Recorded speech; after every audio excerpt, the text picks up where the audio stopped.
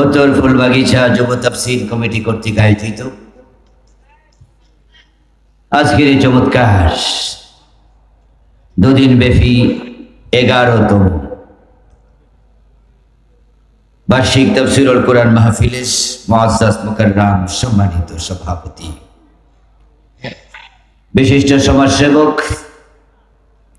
মহতারাম জনাব মোহাম্মদ শাহে আলম মিলিটারি সাহেব, আজকের মাহফিলের সম্মানিত বিশেষ অতিথি লালমোহন উপজেলা পরিষদের সম্মানিত ভাইস চেয়ারম্যান জননেতা জনাব মোহাম্মদ আবুল হাসান রিমন সাহেব, আল্লাহ তাআলা তাদেরকে দ্বীনের জন্য কবুল করুন। আমিন। আজকের মাহফিলে কোরআন এবং সুন্নাহ থেকে আলোচনা উপস্থাপন করেছেন বিশিষ্ট মুফাসসির কোরআন মুহতারাম মাওলানা কারি সরওয়ার হোসেন হাবিবি সাহেব। আলোচনা উপস্থাপন করেছেন মুহতারাম মাওলানা শরীফুল ইসলাম নোমানী সাহেব। উপস্থিত অন্যান্য হযরত উলামায়ে কেরাম, ইসলাম প্রিয় তৌহিদি জনতা, পর্দার অন্তরালের সতী সাধবী সম্মানিতা সতী সাধবী মা বোনেরা, সম্মানিত দিনী ভাইরা, কেমন আছেন আপনারা? মাশাআল্লাহ, আলহামদুলিল্লাহ, আমিও ভালো আছি। আল্লাহ তাআলা আমাদের সকলকে ভালো রাখুন, সুস্থ রাখুন। আল্লাহ যতদিন আমাদেরকে বাঁচিয়ে রাখবেন সকলকে ঈমানের সাথে রাখুন, আমিন। আল্লাহ তাআলার পবিত্র দরবারে লাখো কোটি শুকরিয়া জ্ঞাপন করছে যে মহান মনিব অত্যন্ত মেহেরবানি করে এই কনকনে শীতের মাঝে কুয়াশা স্নাত রাতে কোরআনের আহ্বানে কোরআনের মাঠে আমাদেরকে হাজির হওয়ার তৌফিক দিলেন। শুকরিয়া তাকে জানাই যিনি দয়া করে আমাদেরকে সুস্থ রাখলেন, পবিত্র কোরআনের কথা বলার মতো শোনার মতো কোরআন মুখী হৃদয় দিলেন। এই সব নেয়ামতের মালিক কে? আল্লাহ। সেজন্য আমরা আলোচনা শুরুতে মন প্রাণ উজাড় করে অন্তরের সবটুকুন শ্রদ্ধা এবং ভালোবাসা দিয়ে আমাদের মনিব আল্লাহ তাআলাকে শুকরিয়া জানাই, কৃতজ্ঞতা জানাই। সবাই মিলে জোরে জোরে একবার কালিমাতুশ শুকর পড়ি, আলহামদুলিল্লাহ। রব্বানা লাকাল হামদ হামদান কাসীরা তাইয়িবান মুবারাকান ফীহি ইয়া রাব্বি লাকাল হামদু কামা ইয়ানবাগি লিজালালি ওয়াজহিক وعظيم سلطانك يا ربي لك الحمد كما أثنيت على نفسك। প্রিয় দিনী ভাইরা, আমি আপনাদের সম্মুখে পবিত্র কোরআন মাজিদ থেকে সূরাতুস সফ এর 9 নম্বর আয়াত কারিমা তিলাওয়াত করেছি। প্রিয় নবীজি সাল্লাল্লাহু আলাইহি ওয়াসাল্লামের পবিত্র মুখ অনুসৃত একখানা ছোট্ট হাদিসে নববী পাঠ করেছি। আল্লাহ তাআলা তৌফিক দান করলে এখান থেকে কিছু কথা বলবো ইনশাআল্লাহ। সূরাতুস সফ এর 9 নম্বর আয়াতে রাসূলুল্লাহ সাল্লাল্লাহু আলাইহি ওয়াসাল্লামকে আল্লাহ তাআলা কেন পৃথিবীতে পাঠিয়েছেন সে প্রসঙ্গে কথা বলেছেন। সূরাতুস সফ এর 9 নম্বর আয়াতের প্রতিপাদ্য আলোচ্য বিষয় হলো প্রিয় নবীর জীবনের লক্ষ্য কি। রাসূলুল্লাহ সাল্লাল্লাহু আলাইহি ওয়াসাল্লামের জীবনের লক্ষ্য কি ছিল সেটা আমাদের জানা দরকার আছে কিনা? কেন জানতে হবে? কারণ রাসূলকে মানা নফল না ফরজ, আর মানতে হলে জানতেই হবে, জানার কোনো বিকল্প নাই। রাসূলুল্লাহ সাল্লাল্লাহু আলাইহি ওয়াসাল্লামের কথা উম্মতের কথা হবে, রাসূলের কাজই উম্মতের কাজ হবে। রাসূলুল্লাহর চিন্তা চেতনা চলন বলন স্বয়ং জাগরণ সব কিছু উম্মতের জন্য আদর্শ।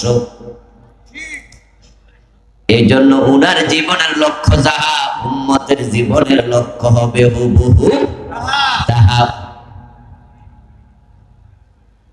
আল্লাহ তাআলা উনাকে আমাদের সম্মুখে দাঁড় করালেন, দাঁড় করিয়ে বিশ্ব মানবতাকে লক্ষ্য করে বললেন, লাকাদ কানা লাকুম ফি রাসূলিল্লাহি উসওয়াতুন হাসানাহ। ও দুনিয়ার মানুষ শোনো, তোমাদের জন্য রাসূলুল্লাহর জীবনে রয়েছে সর্বোত্তম আদর্শ। রাসূলুল্লাহ সাল্লাল্লাহু আলাইহি ওয়াসাল্লামকে অনুসরণ করা যেহেতু ফরজ, তাই রাসূলের জীবনী কর্ম জানাটাও ফরজ। উনি যা করেছেন আমরা তাই করব, উনি যা বলেছেন আমরা তাই বলবো। নবীর কথার সাথে উম্মতের কথার হেরফের হবে না, নবীর চিন্তার সাথে উম্মতের চিন্তার হেরফের হবে না। কথা এবং চিন্তা সবটা নবীর সাথে উম্মতের মিলতেই হবে। যদি না মিলে আপনি উম্মত না। আজকের পৃথিবীতে সবচেয়ে বেশি জনসংখ্যা হলো খ্রিস্টান। তাদের সংখ্যা প্রায় 250 কোটি। 250 কোটি খ্রিস্টানের মাঝে ইমানদার আছে কয়জন? যারা জানেন তারা বলবেন। খ্রিস্টানরা মুমিন না মুশরিক? জান্নাতি না জাহান্নামী? অথচ তাদের একজন নবী আছে কিনা? তারা নিজেরাই বলে তারা ঈসা আলাইহিস সালামের উম্মত। যারা খ্রিস্টান তাদের একটা কিতাব আছে, যে কিতাবের নাম হলো ইনজিল। 250 কোটি খ্রিস্টান বলে তাদের নবী ঈসা, তাদের কিতাবের নাম ইনজিল। এবার আপনারা বলুন তো, ঈসা আলাইহিস সালাম যে নবী, ইনজিল যে আসমানি কিতাব, তা নিয়ে আমাদের কোন আপত্তি আছে? এটা তো আমরাও মানি। তাহলে ঈসা নবীর উম্মত হয়ে তারা কেন জাহান্নামী, কেন মুশরিক? ইনজিল তাদের যদি কিতাব হয়, কেন তারা মুশরিক? আমার প্রিয় ভাই, কারণ তাদের নবীর সাথে তাদের কথার অমিল। অমিল নাই নাকি? অমিল, মিল নাই। নবী জন্মের পর মায়ের কোলে থেকে নিজের পরিচয় বলেছিলেন, ইন্নী আব্দুল্লাহ আতানিয়াল কিতাবা ওয়া জাআলানি নবিয়্যা। ঈসা আলাইহিস সালামের বাবার কি নাম? বাবা আছে? মায়ের নাম কি? মরিয়ম না মারিয়াম?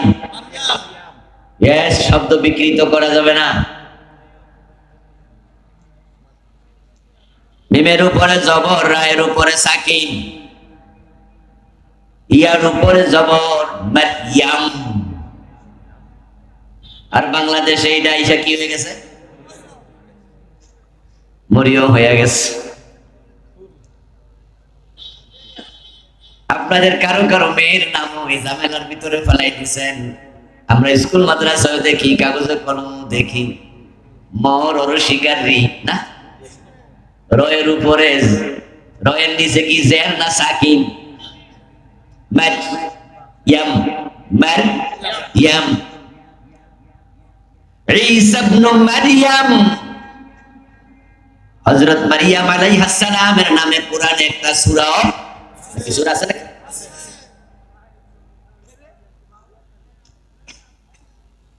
আমার প্রিয় ভাইরা, হযরত ঈসা নবীর মায়ের নাম কোরআনে এসেছে অসংখ্যবার। এত একটা পরিচিত নাম আপনারা কেন বিকৃতি করলেন? মুসলমান যদি তাদের কোরআনের শব্দের হেফাজত না করে কে আর করবে? এজন্য কোরআনের কোন শব্দকে বিকৃত করা যাবে না। আবু বকর না আবু বকর? আবু বকর। রাসূলুল্লাহ সাহাবীর নাম আবু বকর। কেউ কয়ের মাঝে তাসদিদ লাগাইয়া দেয়, ডাবল ক, আবু বকর। হুজুর মানুষের নাম দেখেছি পোস্টারে, মাওলানা আবু বকর সিদ্দিক। আমি কই ফাইলও কইরে কথা বলবেন না। আমার বন্ধু শব্দটা আবু বকর, রায়ের মাঝে তাসদিদ লাগাইয়া ডবল ক উচ্চারণ করা যাবে না। নবীর প্রথম সাহাবী আবু বকর, উনার নাম হেফাজত যদি আমরা না করি করবে কে? আবু বকর সিদ্দিকের নাম বিকৃত করা যাবে না। রাসূলুল্লাহ সাল্লাল্লাহু আলাইহি ওয়াসাল্লামের যে সকল নাম কোরআনে এসেছে, এক নাম হলো মুহাম্মদ, আর এক নাম হলো আহমদ। إذ قال عيسى ابن مريم يا بني إسرائيل إني رسول الله إليكم مصدقا لما بين يدي من التوراة ومبشرا برسول يأتي من بعد اسمه কি? আবে সাহেবরা বললেন ইসমহু আহমদ। আল্লাহ কোরআনে প্রিয় নবীর নাম বললেন এখানে আহমদ, আর বাংলাদেশে মিমের মাঝে তাসদিদ লাগাইয়া দিছে আহমদ। আমি পীর সাহেবের নামের মাঝে আহমদে আহমদ পেয়েছি। আমি সমালোচনা করেছি, মাহফিলে বলেছি যে উনি কিভাবে মেনে নেয় উনার নামটা এভাবে বিকৃত করুন।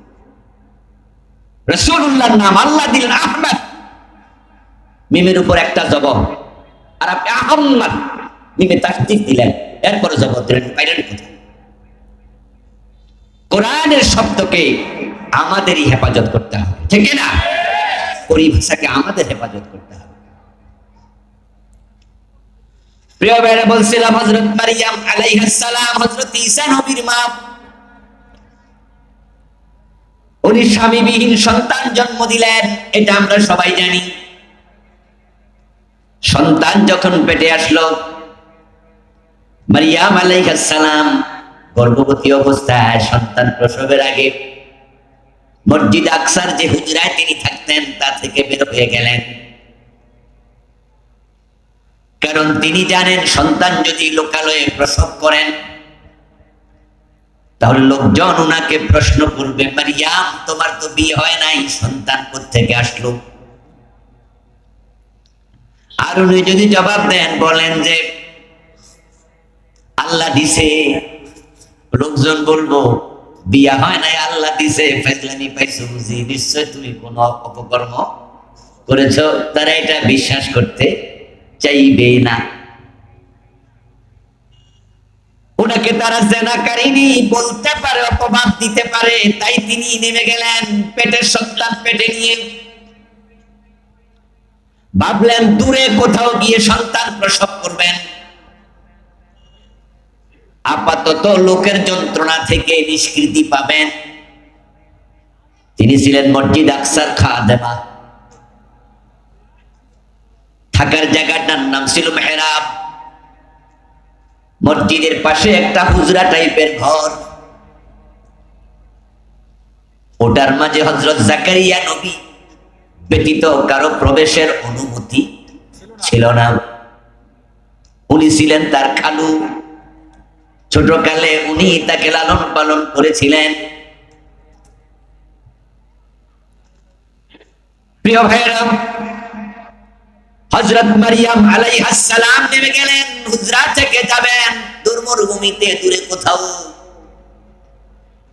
কিন্তু আল্লাহ তাআলার কুদরত বোঝা বড় কঠিন। সামান্য যাওয়ার পরেই প্রসব বেদনা শুরু হয়ে গেল, দূরে যেতে পারলেন না।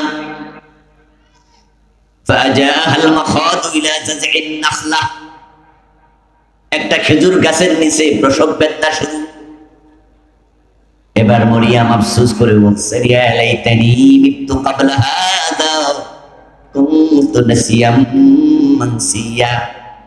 আরে যদি বাচ্চাটা এখন প্রসব করি, জন্মের পর ওয়াও ওয়াও বলে কাঁদবে, মানুষ আইসা আমার বিভিন্ন প্রশ্ন করে যন্ত্রণা দেবে। আমি যদি বলি আল্লাহ সন্তান দিছে, আমাকে দুনিয়ার কোনো পুরুষ স্পর্শ করেনি, তারা বিশ্বাস করতে চাইবে না, আমাকে জেনাকারিনী বলে অপবাদ দেবে।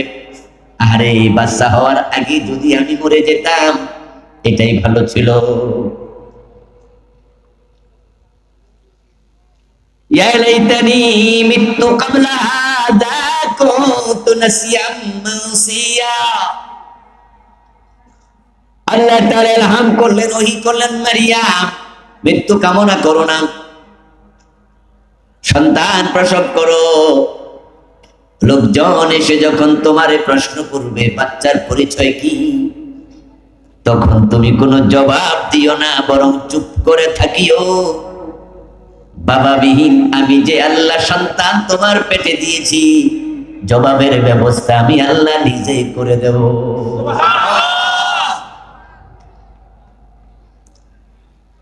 বরং তুমি চুপ করে থাকবা, জবাব দিও না। আল্লাহ কর্তৃক নির্দেশিত এই মেসেজ তিনি পেলেন, পেয়ে তিনি সন্তান প্রসব করলেন। লোকালয়ে পৌঁছলেন, লোকজন দেখলো, ধারণার আলোকে প্রশ্ন শুরু, ইয়া মারিয়াম লাকাদ জিতি শাইআন ফারিয়া।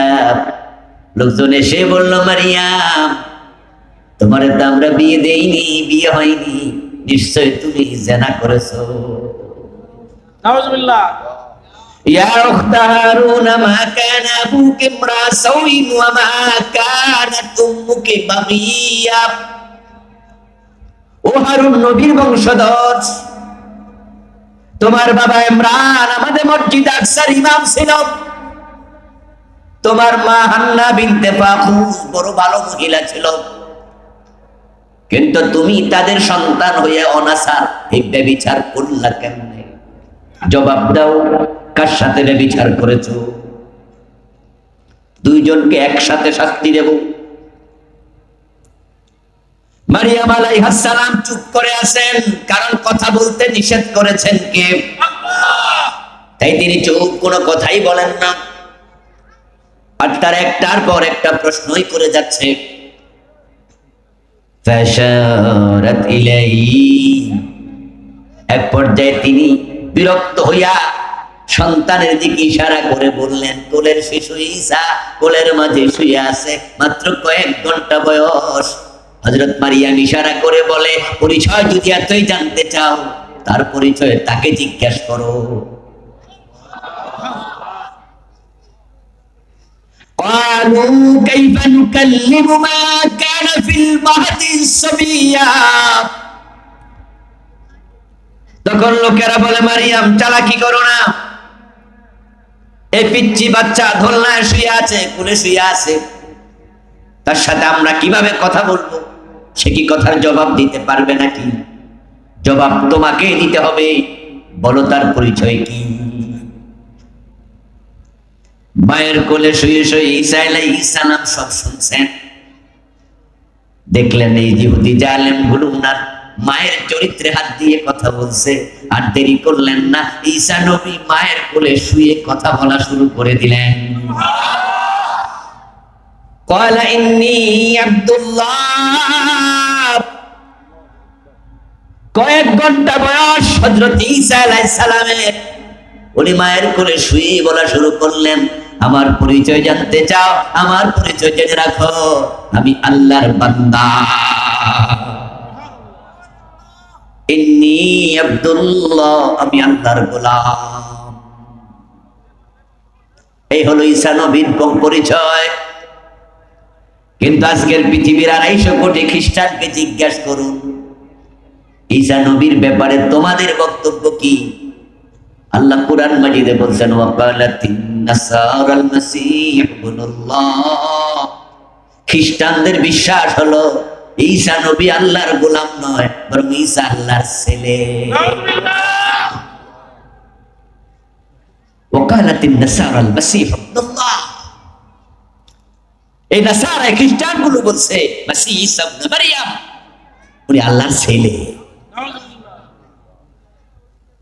নবী বলল ইন্নী আব্দুল্লাহ, আমি আল্লাহর গোলাম। উম্মতে কয় না না, আপনি ইবনুল্লাহ, আল্লাহর ছেলে। এবার আপনাদের জবাব দিতে হবে, যারা বুঝদার তারা জবাব দেবেন, ভুল জবাব চাই না। ঈসা নবী বলে আমি আল্লাহর গোলাম আব্দুল্লাহ।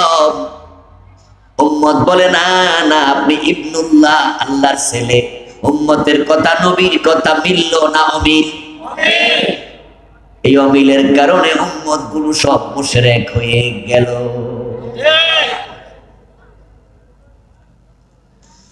তাহলে ইমানদার থাকতে হলে নবীর কথার সাথে উম্মতের কথার মিল থাকা ফরজ।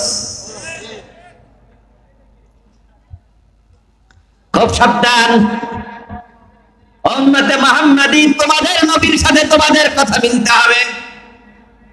পেছ লাগাই আমি বেঈমান হইও না। প্রশ্ন করো আজকের পৃথিবীর খ্রিস্টানদেরকে, তোমরা কেন বলো তিনি ইবনুল্লাহ, আব্দুল্লাহ ইবনুল্লাহ কেন বানাও? তখন খ্রিস্টানরা জবাব দেবে, আব্দুল্লাহ বললে সম্মান কম হয়। আব্দুল্লাহ মানে আল্লাহর গোলাম। আর যদি আমরা গোলাম চাকর বলি আমাদের নবীকে, আমাদের নবীর দাম কইমা যায়। আর যেহেতু উনার বাবাই নাই, তাই যদি আল্লাহর ছেলে বানাইয়া দেয়, একটা বাবাও পাইলো, আবার আল্লাহর ছেলে হওয়াতে নবীর দামও একটু বাড়লো।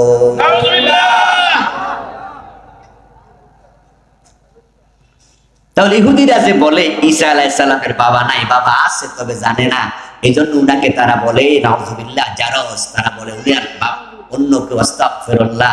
তো এই কথা থেকে উনি বাইসা গেল। আরে দুনিয়ার কোনো মানুষ তো ঈসার বাবা না, ঈসার বাবা ডাইরেক্ট আল্লাহ, আস্তাগফিরুল্লাহ। তো তোমরা যে বলো বাবা নাই, এটা ঠিক না। একজন বাবা তো পাই, এই হলো ওদের প্রথম ছিল। বাবা খুঁজে আসছে, তো আনছে তো আনছে, কারে বানাইছে? আল্লাহ। আর দ্বিতীয় হলো ছেলে বানাইলে দাম বাড়ে। আপনার সাথে যদি দুইজন মানুষ যায়, আপনি কোথাও সফরে গেছেন, বেড়াতে গেছেন, আপনি একজন ভিআইপি মানুষ, দুজন লোক আপনার সফর সঙ্গী। লোকজন জানতে চাইলো, স্যার আপনাকে তো আমরা চিনি, হুজুর আপনাকে তো আমরা চিনি, আপনি আমাদের পরিচিত, তবে এই দুইজনকে চিনলাম না, ওনারা কে? আপনি ডান পাশে ইঙ্গিত করে বললেন এ হলো আমার ছেলে, বাম পাশে ইঙ্গিত করে বললেন এ হলো আমার চাকর। এখন দুই মানুষের মাঝে পাবলিকের কাছে সম্মানিত কে হবে, ছেলে না চাকর? ছেলে। এটাই খ্রিস্টানদের মাথায় ঢুকছে।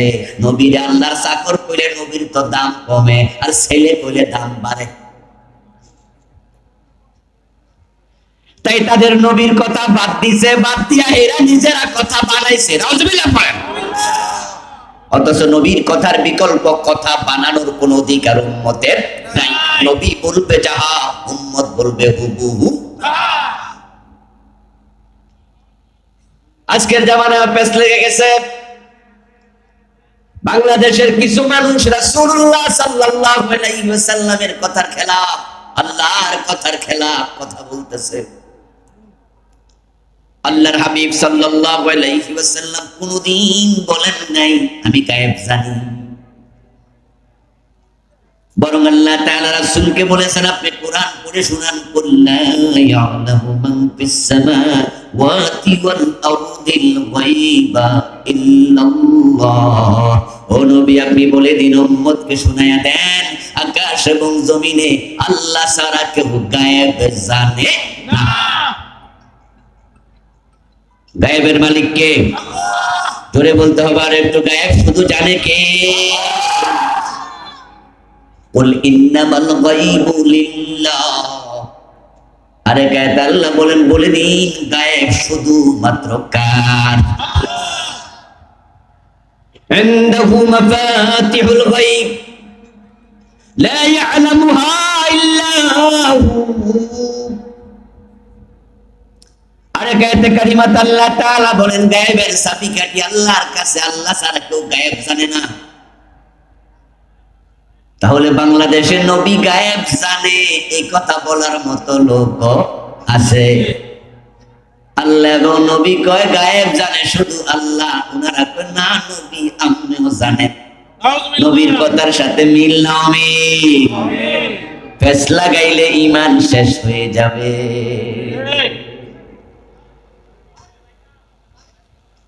ঠিক খ্রিস্টানদের ধারণা মুসলমানের ভিতরে ঢুকে যাচ্ছে।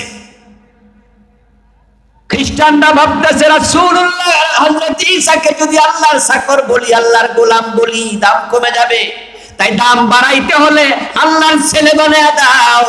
আজকে একদল মুসলমান ভাবতেছে রাসূল গায়েব জানে না, এই কথা বললে রাসূলের দাম কমে যাবে, তাই দাম বাড়ায়া দাও, রাসূল গায়েব জানে। উল্টা পাল্টা কথা বললে ঈমান চলে যায়। এজন্য প্রিয় নবীজি সাল্লাল্লাহু আলাইহি ওয়াসাল্লাম বলেছেন লা তুতরুনি কামা আতরাতিন নাসারা ইবনে মারইয়াম। সহিহ বুখারীর হাদিস। আল্লাহ হাবিব সাল্লাল্লাহু আলাইহি ওয়াসাল্লাম কে আল্লাহ জানাইছে আপনার শেষ জামানায় কিছু উম্মত আপনাকে নিয়ে বাড়াবাড়ি করবে, তাই আপনি বলে দেন লা তুতরুনি, তোমরা আমার সম্মান নিয়ে বাড়াবাড়ি করো না, কামা আতরাতিন নাসারা ইবনে মারইয়াম, যেমন মরিয়মের ছেলে ঈসার সম্মান নিয়া তার উম্মত বাড়াবাড়ি করছে, তারা সম্মান বাড়াইতে যাইয়া ঈমান হারাইছে। আমি নবী মুহাম্মদ আমার সম্মান বাড়াইতে যাইয়া ঈমান হারা হইও না। ইন্নী আব্দুল্লাহ ওয়া রাসূলুহু, আমার পরিচয় শোনো, আমি নবী মুহাম্মদ, আমি আল্লাহর গোলাম এবং আমি আল্লাহর রাসূল।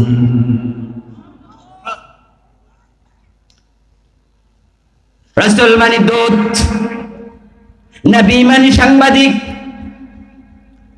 সাংবাদিকের কাজ সংবাদ প্রচার করা, সংবাদ বানানো নয়। দূতের কাজ দুতিয়ালি করা, নিজ থেকে কিছু ঢুকানো নয়। এই জন্য নবী হিসাবে বিশ্ব নবী মুহাম্মদুর রাসূলুল্লাহ সাল্লাল্লাহু আলাইহি ওয়াসাল্লাম আল্লাহর মেসেজ গুলো আমাদের কাছে পৌঁছিয়েছেন, কারণ তিনি দূত। এবং আল্লাহ যে খবরগুলো কোরআনে ওহী জানাইছে সেগুলো মানুষের কাছে প্রচার করেছে, কারণ তিনি একজন সংবাদদাতা। উনি নিজ থেকে বানায়া কোনো কথা বলতেন না। আল্লাহ তাআলা নিজে বলছেন মা ইয়াতিকু আনিল হাওয়া ইন হুয়া ইল্লা ওয়াহয়ুন ইউহা। মুহাম্মদ হরগজ না গুফতা, না গুফতা জিবরিল হরগজ না গুফতা, তা না গুফতা কর দেগা রব্বুল জলিল। ওহি আসার আগে প্রিয় নবী নিজ থেকে বানায়া কোনো কথা বলতেন না। কোন কাফের জানতে চেয়েছে, প্রশ্ন করেছে, আজে বাজে কথা বলেছেন, আমার নবী যা জানতেন বলতেন, যে বিষয় জানতেন না গোজামিল দিতেন না, বরং ওহীর জন্য অপেক্ষা করতেন। এটাই প্রমাণ করে তিনি গায়েব জানেন না। গায়েব যদি জানতেন ওহী নাজিলের কোনো প্রয়োজনই ছিল না।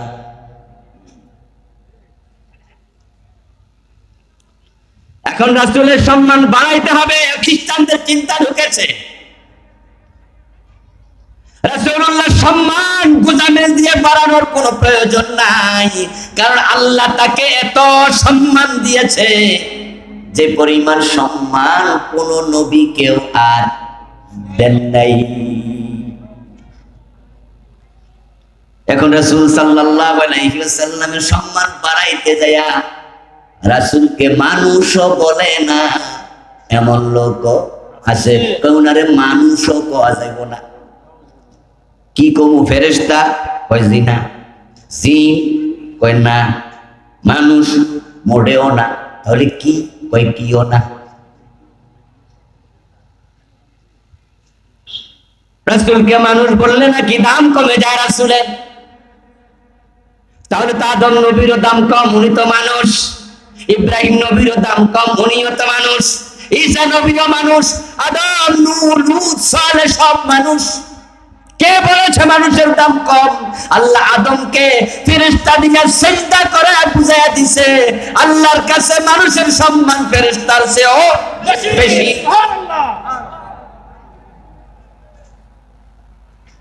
এই